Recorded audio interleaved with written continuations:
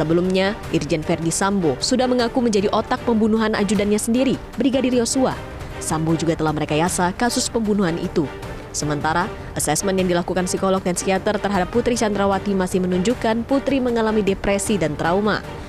Putri sempat meminta perlindungan kepada LPSK pada 14 Juli lalu, namun permohonan itu ditolak. Kasus pelecehan terhadap Putri saat ini sudah di-stop, namun polisi hingga kini belum menjelaskan status hukum istri sang jenderal. Tim Liputan, Metro TV.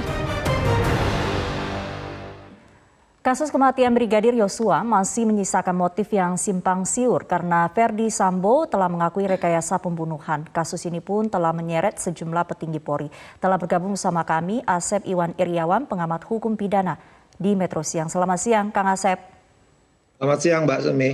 Ya, Kang Asep, kalau kita lihat tim penyidik sudah bergerak ya ke Magelang untuk kemudian mencari tahu motif di balik kasus Brigadir Yosua ini, kemudian juga menyusun puzzle yang hingga saat ini masih simpang siur. Sebetulnya seberapa besar pengaruh dari motif ini terhadap kemudian ancaman hukuman yang akan dihadapi oleh Verdi Sambo? Ya, yang pertama sebenarnya di pidana itu yang penting adalah unsur. Jadi apakah yang disangkakan pasal 340 Junto 55 Juntis 56, jadi apakah itu ada pembunuhan berencana? Ya, itu harus dibuktikan. Kalau motif itu hanya untuk nanti kelak di pengadilan, hakim untuk mempertimbangkan atau berat ringannya hukuman, tidak terlalu penting. Kalau motif itu sering saya katakan itu konsumsinya emak-emak dan bapak-bapak di warung kopi gitu kan, atau kaum netizen untuk saling bergibah gitu kan. Jadi sekali lagi kalau unsurnya disangkakan 340 ya, atau subsidiar 338 itu harus dibuktikan, itu aja. Nah sekarang sejauh mana sanksi yang akan kena kepada FS ini ya? Ya karena dia adalah yang menyuruh melakukan, berarti aktor intelektual, hukumannya berat. Ancamannya 340 itu kan dari penjara 20 tahun seumur hidup bahkan sampai mati. Nah yang melakukan dan membantu, kalau membantu pasalnya kan 340, perencanaan hukuman juga berat sama ya.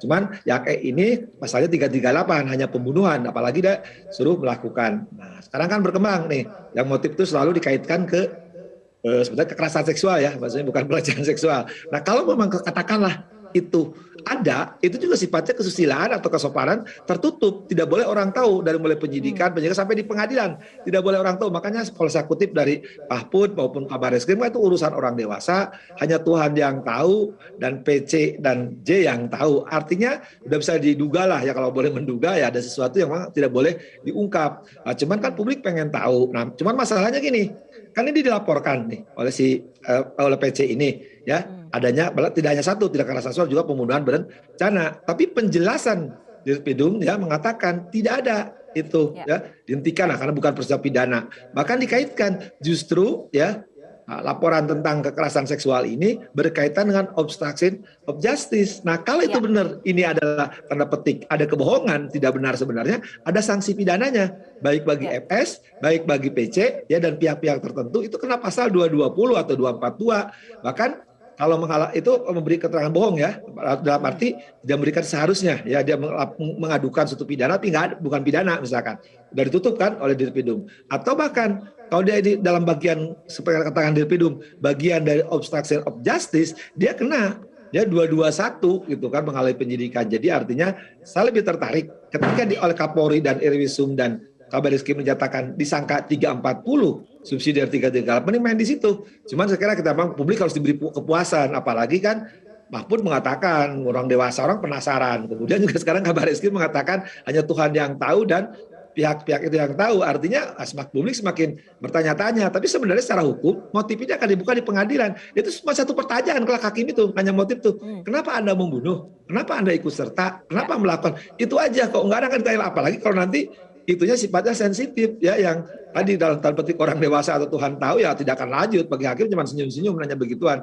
Tapi mungkin menarik lah hiburan kita nanya motif gitu. Ya, jadi Kang Asep, peluang PC ini untuk ditetapkan sebagai tersangka sangat besar begitu ya. Seperti yang Anda katakan tadi, ancaman untuk pasal 220, 221 dan 224. Ancaman pidananya seperti apa, Kang Asep? Ya, nah gini, kalau itu penjelasan resmi ya Dirpidum, nggak mungkin direkayasa karena resmi, pertaruhannya besar. Ya, ini bagian dari obstruction of justice, berarti penghalang penyidikan. Ya, itu 9 bulan. Ya, kalau 220 ya itu 1 tahun, 4 bulan, berapa bulan saya lupa ya, 1 tahun lebih gitu ya, itu jelas. Nah tapi kalau di bawah sumpah memberi keterangan itu tahunan loh, 7 tahun, 9 tahun. Tapi sekali lagi, ini baru disangkakan kan. Nah, kita lihat apakah nanti ini masuk saja atau juga benar. Tapi kalau benar juga logikanya nggak mungkin, Mbak Sumi, gini. Katakanlah sekarang ada itu kekerasan seksual. Kan logikanya waktu di ruangan itu yang kita baru tahu kan 4 ya. FS suaminya nggak mungkin dong kekerasan seksual sama istrinya.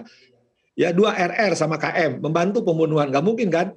Nah, juga sama melakukan. Nah, apakah kan tuduhan ke almarhum J gitu kan? Nah, sekarang kalau katakanlah sekali, mohon maaf misalnya umpamanya ya, J kan sudah meninggal dunia. Apalagi kalau itu nggak ada gitu. Kalau ada juga memang tidak akan mungkin naik jadi penyidikan gitu kan atau ke pengadilan. Jadi sekiranya ketika tuduhan kekerasan seksual ya kan harus jelas siapa yang melakukan. Nah, siapa yang dilakukan? Ya nggak mungkin kan? Pasti dilakukannya sama cewek. Cewek di situ kan cuma Ibu PC. Nah, yang melakukan Ibu PC siapa? Di antara 4 itu kan atau pihak lain.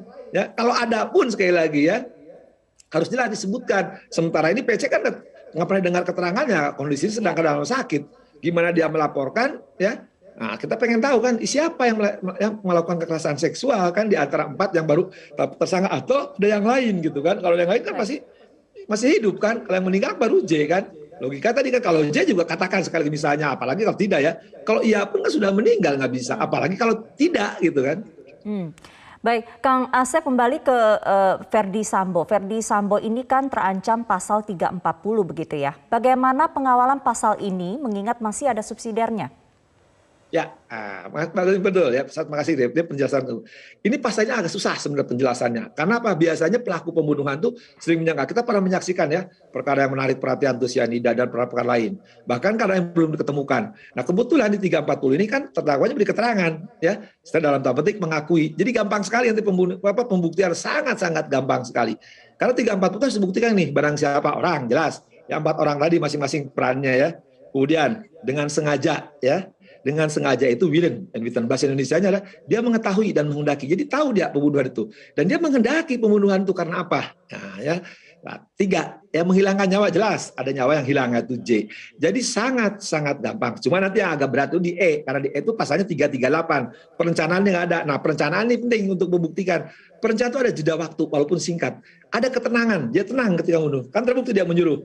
Memerintahkan E. Kemudian ada RR dan KM. Artinya itu unsur terpenuhinya jeda waktu yang walaupun singkat dan tenang, perencanaannya telah terbukti. Jadi di persidangan ini kelak tidak akan rumit gitu. Yang rumit itu mungkin tadi kepenasaran pihak-pihak tanya motif gitu. Kalau unsurnya saya yakin lah ini jaksa pun pasti gampang membuat dakwaannya, sangat-sangat. Apanya biasanya itu kan perkara pembunuhan itu agak sulit karena pelakunya menyangkal ya. Paling gampang di kasus cyanida itu kan, ya, terlepas orang setuju tidak setuju kan, karena pembuktiannya sangat sulit gitu kan, sehingga orang mengira-kira. Kalau perkara ini jelas ya, E-nya sudah dengan membuka tabur oleh E dan FS aja dikatakan langsung mengumumkan Kapolri dan Irwasum serta Kabareskrim. Jadi saya pikir kelak pembuktiannya kan apalagi sekarang pihak penyidik ya, membuktikan dengan saintifik kan, atau kalau saya istilah saya alat bukti yang sah.